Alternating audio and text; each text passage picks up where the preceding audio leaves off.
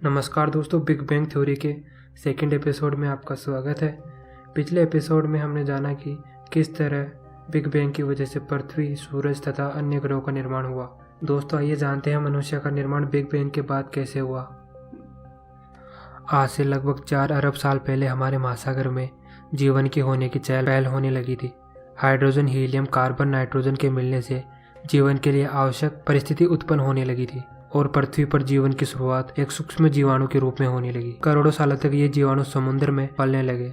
सूक्ष्म जीवाणु काफी सरल थे, परंतु इसकी वजह से आगे चलकर काफी जटिल जीवों का निर्माण होने लगा। लगभग 2.5 अरब साल पहले किसी सूक्ष्म जीवाणु ने सूर्य की किरणों को अपने जीने के लिए इस्तेमाल करना शुरू किया। इसलिए उन्होंने सबसे पहले एक उत्पाद बनाया जो ऑक्सीजन था। ऑक्सीजन से जटिल जीवन की कल्पना करना आसान हो गया। उन दिनों महासागरों में लोहे की मात्रा बहुत ज्यादा थी। ऑक्सीजन तथा लोहे की क्रिया से जंग का निर्माण होने लगा, जिससे अरबों सालों तक जंग समुद्र के तल में जमने लगी, जिससे लोहे की मात्रा कम हुई तथा ऑक्सीजन की मात्रा बढ़ने लगी, जिससे ओजोन परत तथा महासागरों में पर्वत बनने लगे। इन 2 लाख वर्षों में पृथ्वी काफी बदल चुकी थी। इसके बाद जीवाणु ने ऑक्सीजन का इस्तेमाल करना शुरू किया, जिससे जटिल जीवन बनने लगा। ऑक्सीजन की वजह से कई प्रजातियां समुद्र में जन्म लेने लगी, परंतु भूमि पर जीवन अभी भी नहीं था। लगभग 50 करोड़ साल पहले सबसे पहला जलचर, जिसमें एक हड्डी थी, वो महासागर में जन्म लिया। यह जीवन की क्रांति में सबसे पहला कदम था। पृथ्वी पर 4 अरब साल तक जीवन सिर्फ पानी में ही था। इनमें कई सारे जलचर और पेड़ पौधे थे, परंतु जब पृथ्वी के वातावरण में ऑक्सीजन की मात्रा बढ़ी तो ओजोन लेयर बनी, जो पृथ्वी पर जीवन का सूर्य की किरणों से बचाव करती थी।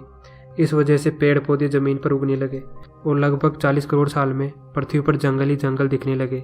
लगभग 40 करोड़ साल पहले किसी जलचर ने पृथ्वी पर कदम रखा और जमीन पर जीवन की शुरुआत हुई, जो हमारे पूर्वज थे। 25 करोड़ साल पहले बिग बैंग के बाद सबसे भयंकर ज्वालामुखी विस्फोट हुआ। यह इतना भयंकर था कि पूरा वातावरण कार्बन डाइऑक्साइड से भर गया। इसमें कई प्रजातियां विलुप्त हो गई। हमारी पृथ्वी पर ऐसा विस्फोट 5 बार हो चुका है। इस कारण कई प्रजाति लुप्त होती आई है और उनकी जगह कई नई प्रजातियों ने ली है। ऐसे चलते चलते पृथ्वी पर डायनासोर की उत्पत्ति हुई। उन्होंने लगभग 16 करोड़ साल तक राज किया। डायनासोर के समय स्तन प्राणियों का विकास होना मुश्किल था, जो मनुष्य जीवन में बहुत बड़ा योगदान रखते थे। लगभग 6 करोड़ साल पहले 6 मील लंबा एक धूमकेतु पृथ्वी पर आकर टकराया, जिससे पूरा आसमान धुएं से भर गया।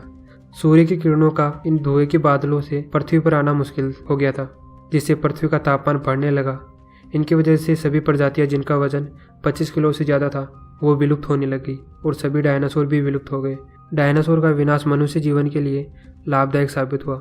स्तन प्राणियों का जन्म होने लगा, जिनके हाथ और पैर हमारी तरह थे। 5 करोड़ साल पहले सभी खंड एक दूसरे से अलग हो गए और पृथ्वी आज जैसी दिखने लगी। 1 करोड़ साल पहले हिमालय जैसे कई पर्वत बने, जमीन में घास बढ़ने लगी, जिनकी वजह से जंगल घटने लगे तथा छोटी छोटी घास की उन्नति होने लगी। हमारे पूर्वज यानी बंदर पेड़ों से निकलकर जीवन के नए नए तरीके खोजने लगे, जो 2 पैरों पर चलने लगे, हाथों का इस्तेमाल करने लगे।